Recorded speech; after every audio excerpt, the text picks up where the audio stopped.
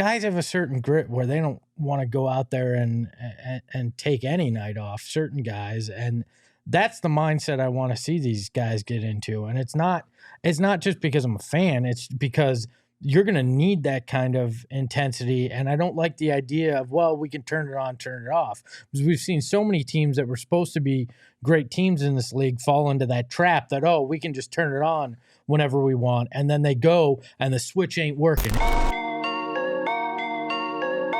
Hank McCoy.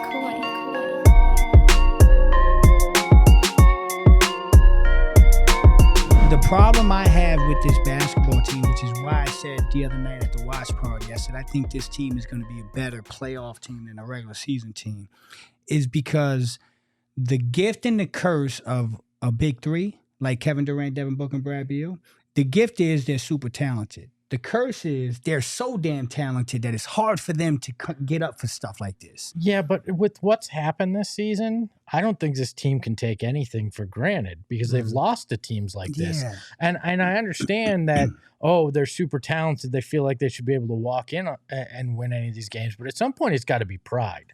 I'm sorry, but you're losing to the Spurs, losing to the Blazers, all these, if you lose to the Wizards, at some point, I don't care how talented you are. That just looks bad. And I would like to see these guys today come so locked in that it's not even a question, right? And I get it, style points, whatever. But to me, it's a pride thing. And yeah, you're not going to face the Wizards in the playoffs, but it's still go out there and beat a team that you should, rather than let these guys hang around longer than they should. See, for you, it's a pride thing, and I get it. For the fans, it's a pride thing. Man, shouldn't it be for the players too, though, at a certain point? It is, again, I'll say this again. The 2021 Suns, the bubble Suns, when they had these young players that were trying to establish themselves in the league, the Mikal Bridges, the Cam Johnsons, the DeAndre Aytons, right? Those guys look at what you're saying a lot more serious than I think a guy like KD, who's been 15 years plus and has won MVPs. And so, again, I'm not giving him an excuse. I'm just saying it's reality. It's like, it's hard to get up for a Washington Wizards team when you're at this point of your career. And I think you go in there, you try to play your game, and if you play your game, you win. But I don't think they go out there and say, oh, you know what, we got to make everybody feel like.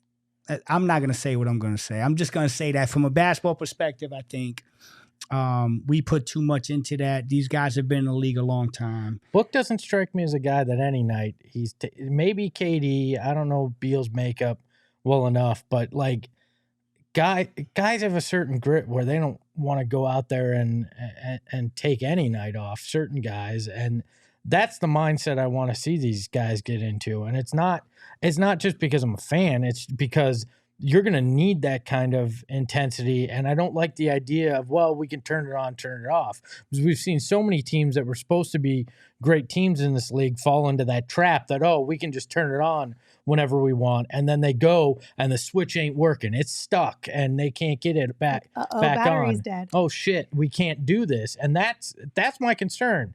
This team can't shift in and out of gear because eventually they might get stuck in neutral, and it could happen at the wrong time.